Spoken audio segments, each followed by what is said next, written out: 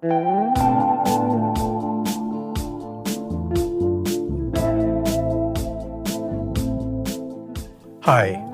I'm Greg Lefebvre, and this is The Compulsive Storyteller, a collection of short, personal stories about real events from my life that I can't help telling over and over again.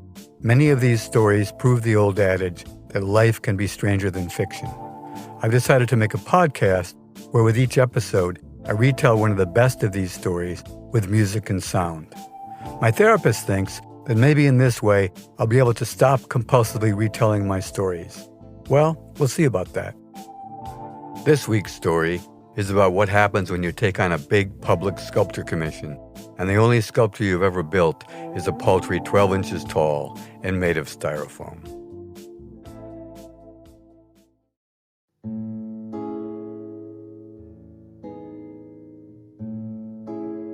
My first public art disaster.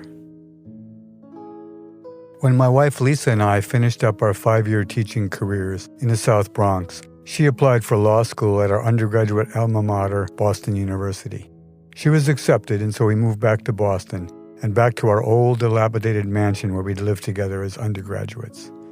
The brick building was in a neighborhood of tall, beautiful old trees and stately homes that had become an island in time as Brookline and Boston encroached on all sides. When 27 Lenox Street was built, the backyard apparently stretched all the way to the banks of the Charles River. We lived on the top floor inside the mansard roof attic, which had been the slaves' quarters before the Civil War. We both saved our money as teachers so that she could go back to school and I could pursue my lifelong dream of becoming a professional artist. I set up my first sculpture studio in one of our rooms and began to make plaster sculptures that I guess could best be described as minimal, biomorphic, and abstract. Working alone in my attic all day was a totally new kind of life for me, and with no technical training and not knowing any other artists in the Boston area, it was a real challenge. I found myself a little lost and lonely. One day I read a notice in the campus newspaper announcing a design competition for a new park to be constructed on campus. Reading in the request for proposals that anybody could enter, I decided to give it a shot and sent in my letter of interest, which included all my personal information. This was a perfect opportunity because now I had a purpose and a goal to work toward. Proposals and models were due in 9 weeks, so I got to work immediately. My plan seems simplistic and naive now, but back then I thought the centerpiece of my park should be one of my sculptures. My park design was anything but brilliant. It consisted of a sidewalk around the perimeter edge of a square park, with walkways running on all 4 corners, converging in the center, essentially making an X within a box. There would be grass in the 4 triangles that were created, along with low bushes at the 3 points of each triangle. Laughably, I thought that I was a genius of minimalism. Mies van der Rohe, one of the best-known minimal architects of that time, once famously said, "Less is more." Now that myself and the rest of the world are no longer under the sway of the minimalist movement, it can be said that less is more to a point, and then less is less. This was the case with my park design. As I began my model, I scrapped the idea of using plaster right away because it required elaborate mold making, and my small reinforced models would be both heavy and fragile. Also, I learned in a book on contemporary outdoor sculpture that large-scale biomorphic forms are much more difficult and expensive to build because of all the compound surfaces involved. Minimal geometric forms that involve the geometry of flat surfaces were easier to make and less expensive. Hence, there was a spate of public artworks from that time that entailed simple, welded geometrical forms made from sheets of rolled steel. Noguchi's monumental orange cube, standing on one of its corners in Lower Manhattan, is a case in point. Calder's stabiles, with their flat painted cutouts joined at different angles, and Richard Serra's early arrangements of standing Corten steel sheets were all examples as well. The simplest and fastest technique that I learned to make models was to use a bandsaw to cut out shapes from the blocks of high-density styrofoam. After purchasing the saw and dragging it up to our third-floor quarters, I worked day and night making dozens and dozens of models. They were sitting all over our home like so many birds from Hitchcock's film of the same name from that period. I would fall in love with one maquette, usually just after making it, only to fall out of love the next day. My wife and the few new friends that I'd managed to make were all happy to pass judgment and pick their favorites. The problem was that nobody liked the same models, which led to one of my first and best lessons as an artist. Paying attention to what others have to say is a sure road to becoming lost yourself. Of course, not having gone to art school, I had no idea what a class crit session was or how helpful it might be. The days passed quickly, and more models accumulated. I had to make some preliminary choices and move the ones I didn't care for to the creepy abandoned cellar of our building. Its windows and outside trapdoor were broken, stray cats lived there, and many of my models nested there too, amidst the cast-offs and dusty debris from a century of college student residence. As the days sped by, I started to work at a more feverish pace. I was working under such self-imposed stress that my relationship with my wife began to suffer. She had her law school studies and exams to contend with, and so she backed away from anything having to do with what she called my art obsession. Meanwhile, I was also experimenting with different paint colors for the grass and sidewalks of my park model, and with different miniature bushes and glue-on natural textures that I purchased from charrettes in Harvard Square. Interestingly enough, a charrette is a type of wheelbarrow that was used in the late 1800s by French architects in Paris to move around their rolls and rolls of drawings and plans. Since that time, en charrette has come to mean the stressful period just before the deadline for finished architectural plans. I certainly understood that feeling only too well. As my deadline approached, my wife had almost stopped talking to me, and we were no longer cooking together. I ate junk food exclusively, and my personal hygiene went to hell. In the end, because time was so short, I had to make what seemed like almost arbitrary decisions about the final choice of the design of my proposed sculpture and the colors and textures involved in the park model as well.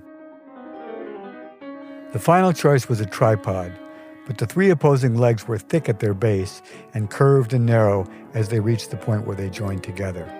The work had a spherical effect. Each leg looked like a little half of a yin-yang, a popular Eastern design of that period.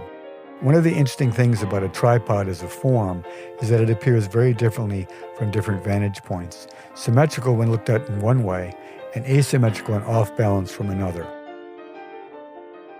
I decided to paint my round little model a pinkish red.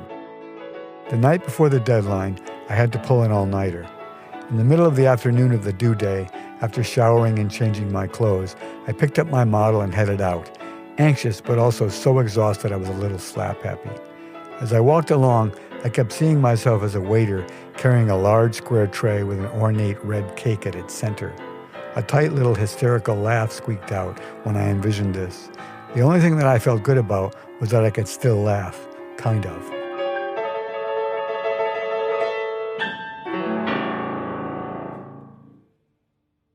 The park competition was being administered by the Vice President for Campus Affairs, whose offices were located in a grand Beaux-Arts building on Bay State Road on the BU campus. I had to keep my model board horizontal, so I had some difficulty navigating the heavy wooden entryway doors. When I somewhat breathlessly entered the quiet sanctum inside, I found a young female receptionist sitting behind a large mahogany desk in a marble-clad reception area. She looked at me a little puzzled as I set one edge of my model on one corner of her desk. "Hi," I said. "I'm here to deliver my model for the competition." She responded, "What competition?" A little alarmed, I said, "The park design competition." "Oh," she said in a sing-song voice, "we canceled that because there weren't enough entries." "What?" I said, now truly alarmed. My voice had gone up an octave and my volume had doubled as well. She continued, not so sing-song this time, "We didn't have enough applicants." Now at full blast, I responded, "Are you shitting me?" And my words echoed around the marble hallways of the building. "I'm sorry," she said quietly. "I'm sorry? I'm sorry?" I mimicked her words, still speaking very loudly. "I worked 9 fucking weeks, day and night, and you're sorry? Why didn't someone contact me about the competition being canceled? You had my application. You had my information. What the fuck?" As she meekly uttered a request that there was no need for such language, a tall, distinguished-looking middle-aged gentleman in a nicely tailored suit had emerged from the office down the hall and entered the reception area. "What seems to be the problem here?" he asked firmly, but in a measured tone. This turned out to be Dan Finn, the vice president for campus affairs. As I started to explain myself, 2 BU campus cops hurriedly entered the lobby from outside. Finn sent them away and then invited me to bring my model and join him in his office down the hall. "Take a moment," he said, as he cleared a table for me to put my model on. "Just relax." I sat for a few minutes while my breathing returned to normal. "Let's forget about the competition for a minute," he said gently. "Why don't you tell me about your model?" I started by explaining that the sculpture, being a tripodal arch of sorts, was meant to concretely represent the university's role as a rite of passage from youth into the larger adult society. I pointed out that in many cultures, starting with primitive ones and leading up to classical Greco-Roman civilization and beyond, arches of all types had been used in ritual ceremonies of passage, but also their shape came to symbolize such passages as well. Then Finn arose from his chair and squatted next to the table so he could view my model at eye level, as one should. From this position, he asked matter-of-factly, "So how would you like to make this sculpture for a site between the new Mugar Memorial Library and the Student Union, both designed by Jose Luis Serre, head of Harvard's Architecture School? There's a glassed-in passageway connecting the two buildings, and I think that your work would look great in the small courtyard behind the link, which can be seen looking through the glass from Commonwealth Avenue. It could be set there on a raised grassy square that is trimmed with granite curbing, which would work beautifully as a pedestal for your sculpture." I stammered and thought to myself that the cognitive dissonance of this situation was almost too much for me to bear. I'd gone from the anxiety of finally delivering my model to the devastation of my hopes, along with the realization that the last 9 weeks of my life had been a total waste of time. Then on to my uncontrolled anger, which left me feeling completely drained, only to be presented with an offer that was far better than anything I could have hoped for. After my brain caught up with me, I uttered, "That would be fantastic." Finn broke into a wide smile. "So what were you thinking about size? Maybe 10, 12 feet tall?" "Sure. Sounds like a good height." Now I was smiling too, maybe for the first time in the last 2 months. "And I think that the red you've chosen is a little too pink. How about using what we like to call BU red? Check it out. It's on the school's logo and some of the outside paneling of Serre's buildings as well."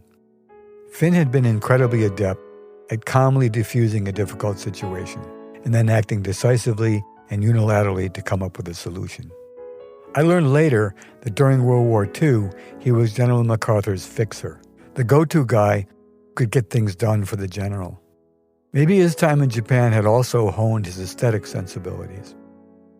I walked home so light on my feet that I wanted to skip, but when I re-entered my makeshift studio and looked around at all my models, a chill ran down my spine. Now I had to actually transform my final model into a permanent monumental outdoor sculpture for a public space, when the largest sculpture I'd ever built was a paltry 12 inches tall and made out of styrofoam.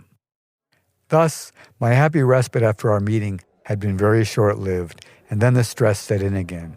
That night, though, my wife and I went out to celebrate. We went to see Babette's Feast, which seemed appropriate, and then afterwards to a new Nouvelle Cuisine restaurant. When my lobster stew came, it was just a big bowl of gnocchi with a skimpy 2-inch-long boiled BU red crayfish on top. I complained to the waiter, saying that I had ordered a lobster, not crayfish, and he suggested that I dig a little deeper. When I did, I unearthed lots of hidden chunks of lobster. This was the first time I'd ever encountered a chef who used humor as an ingredient in his dishes. We had a good laugh at my expense, and I decided to spring for an expensive bottle of champagne to toast the success of both my first public art project and my wife's doing very well on her law school exams. And so began my career as a public artist.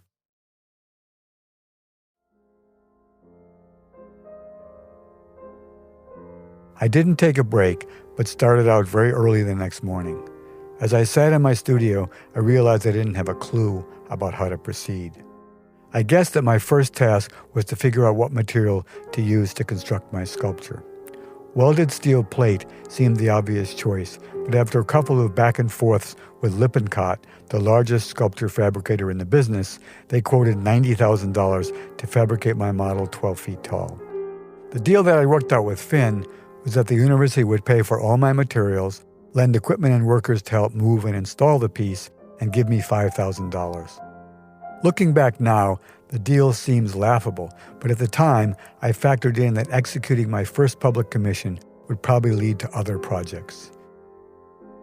Lippincott's quote blew me out of the water, and even if I spent all my savings, I couldn't come close. An architect friend suggested ferroconcrete as a much cheaper alternative. He had built a sailboat hull using ferroconcrete. The material was developed during World War II to build cargo ship hulls.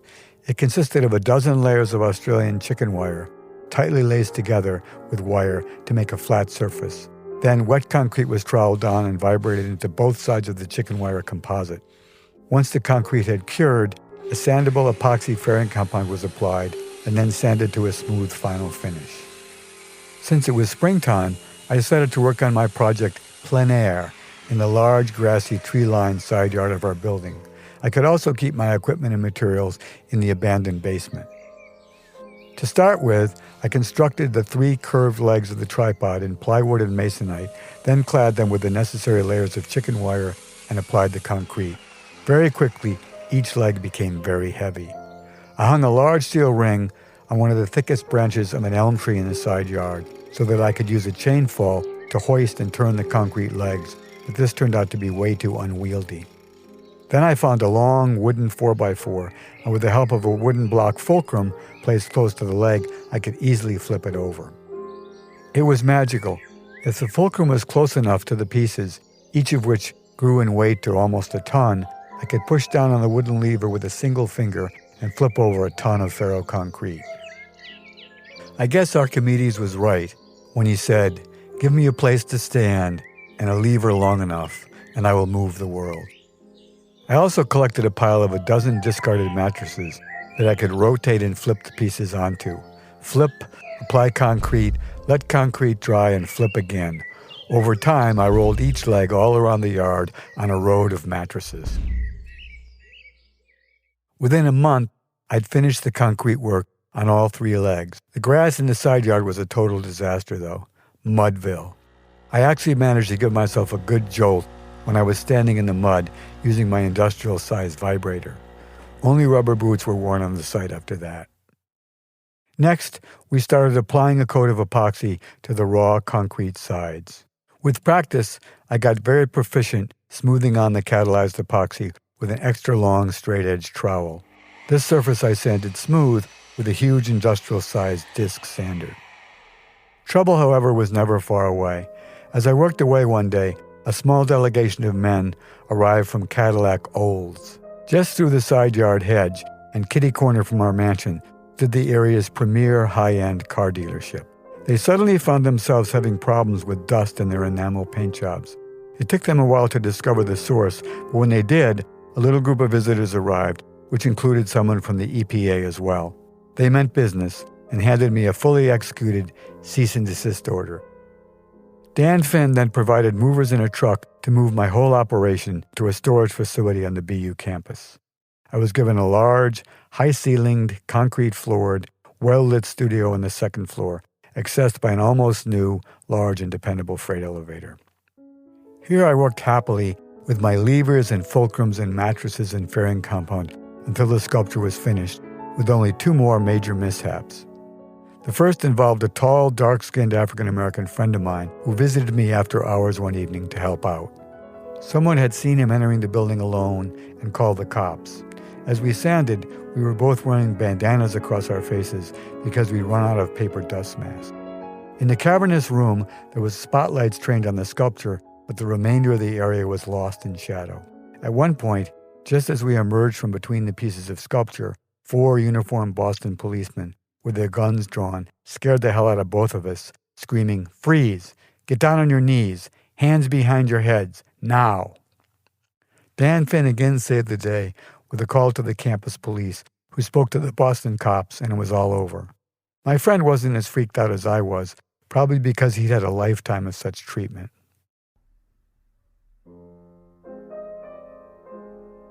Like many aspects of the project, the installation did not go well.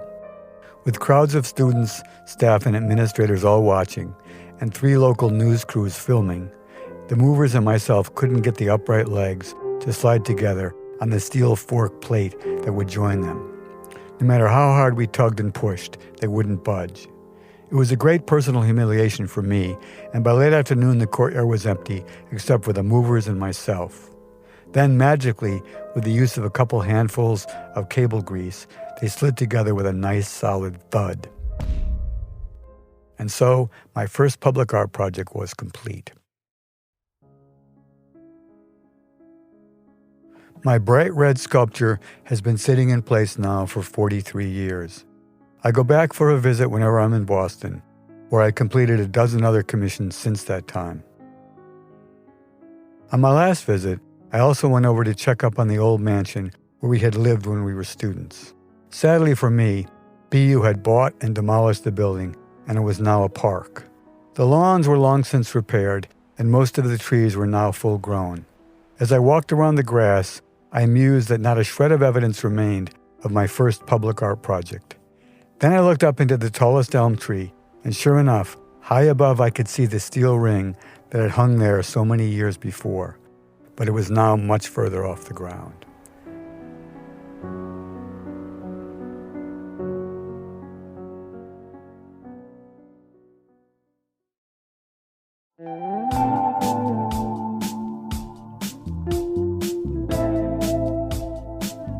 The Compulsive Storyteller is produced by Peter Kokoma and me, Greg Lefebvre. Our theme music was made by Peter Kokoma. If you enjoyed this episode, we'd love your help sharing the show. Please subscribe to The Compulsive Storyteller on Spotify or wherever you listen to podcasts, and it would be great if you'd leave a review. Follow the show on Instagram at The Compulsive Storyteller, and check out our website for more information at thecompulsivestoryteller.com. Thanks for listening, and if you didn't like this one, the next one will be another story.